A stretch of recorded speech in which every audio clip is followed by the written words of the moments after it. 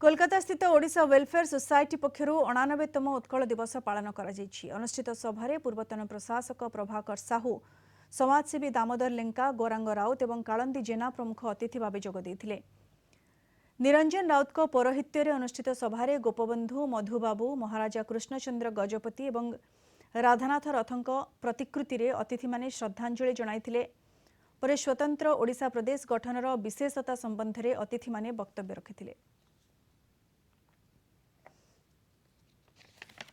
जितेबले भाषाभित्तिक एक प्रदेश गठन पर आंदोलन चलता समस्ते जो विरोध करते आमर जो मनीषी माने प्रचेष्टा उद्यम बल ओडिशा को एक भाषाभित्तिक प्रदेश गठन कर सफल होते से महामनीषी मान को आज मु मोर हार्दिक कृतज्ञता ज्ञापन करुच्ची। जेहेतु कलकाता आसलु आम ये आमर एत सौभाग्य आसी पहुँची गलु पहुँचिकी आम ये बहुत श्रद्धांजलि भी देलु श्रद्धांजलि देकी आम मन कृतकार्य करूँ।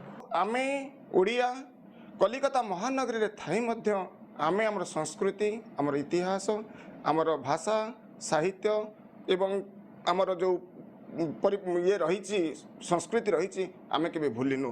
तेणु आम कलिकता महानगरी रे रही कलिकतार जते बाधा विघ्न भितर रही मध्य आम ओडिया आमर उत्कल दिवस को यही कलिकता महानगरी रे पालन करुचु। आम प्रतिवेश रही भी सुधा प्रतिवर्ष आम उत्कल दिवस पालन करिथाउ। आमर जाति आमर भल पाइबा देश राज्य पे यही रही थाउ। आम प्रतिवर्ष ही उत्कल दिवस यही प्रकार पालन करथाउ।